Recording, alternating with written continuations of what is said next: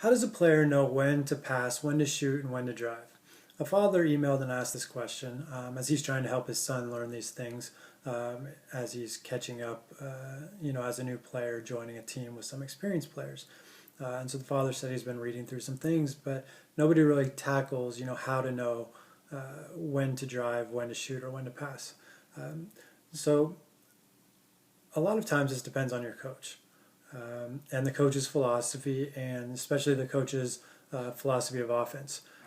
So a lot of coaches, especially if younger teams, will run plays, and they want to see the play run to its conclusion. And so if you break off from the play, so let's say you catch and decide to drive, where instead you were supposed to catch and pass to another player, sometimes that leads a coach to take the player out of the game because they're not running the play. And so in those cases, the decision to pass, shoot, or drive typically are made by the coach who designs the play that you're supposed to run. And that doesn't do a lot to teach players how to make this decision. But if the alternative is that you're going to be taken out of the game, that's kind of how you have to adapt to remain in the game. And then just hope that you get to be the player that, the plays are run to shoot, for you to shoot. In what I would consider, more higher levels of basketball or levels that, allow for decision making when there actually is a decision to be made as opposed to a play to be run. The first thing that I try to do is teach what's good shot selection. So I use ROB, or range, open, and balance. So in most situations, a good shot to me is one where the player is within their range, they're open, and they're on balance when they shoot. Now, as a game progresses, the how this is determined will be affected by the time and the score. So just because you're open, on balance, and in your range late in the game, we still might not want to shoot that shot because maybe we want to take a little bit of time off the clock.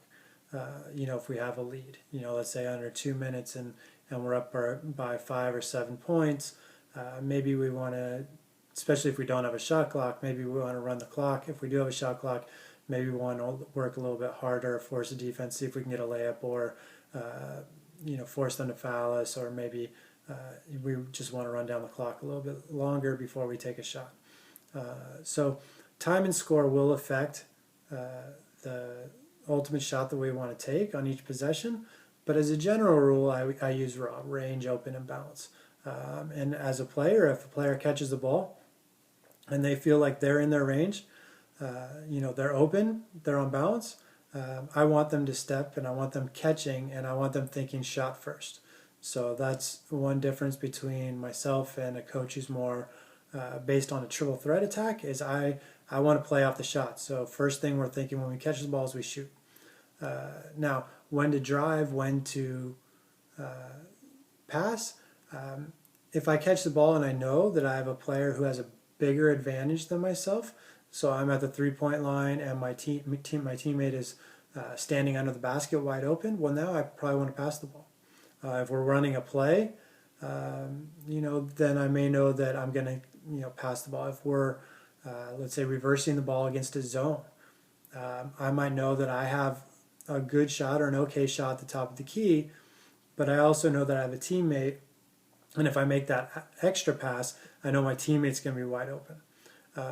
So there are different reasons why I may think pass first, or I might quickly go from thinking shot to thinking pass.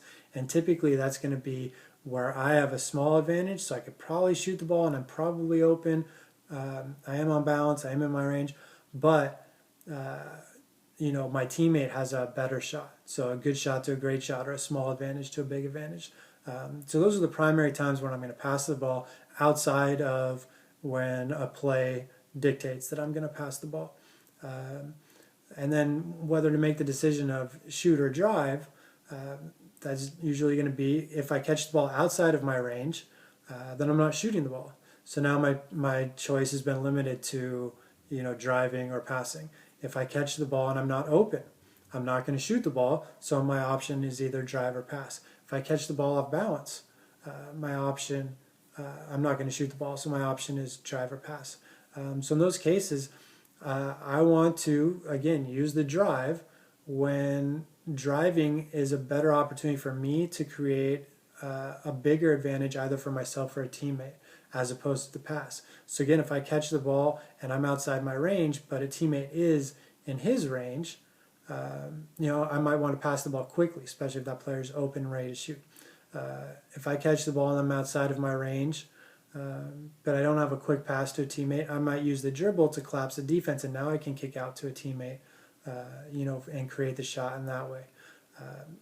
If I catch the ball and I'm in my range, and so the defense is closing out at me, and I can attack their momentum, now I probably want to drive because I can turn my small advantage of them running at me into a big advantage by attacking the momentum, beating them, and now forcing a second player to come to me, which is either going to, if one doesn't come, I'm going to have a lane to the basket. If one does come, then somebody else on my team is going to be wide open. And again, I'm turning a small advantage into a big advantage. So that's the general progression of how I want to attack that decision, that shot, pass, drive decision is, one, I catch the ball thinking shot first.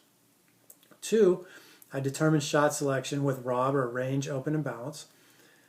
And then three, if I'm going to pass, it's because a teammate has a bigger advantage and I only have a small advantage, and so their bigger advantage should take precedence, and I try to get them the ball.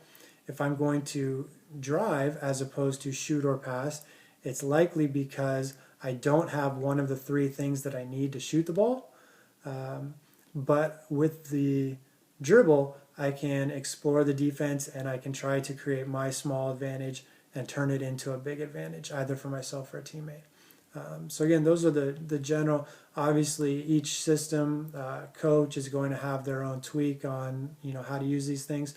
But that's my progression: is we start with a shot, we learn what shot selection is, and then we make our move off the shot and determine we're going to use a drive or a pass when we have the ability to create a bigger advantage than what we have if we have a catch and shoot opportunity.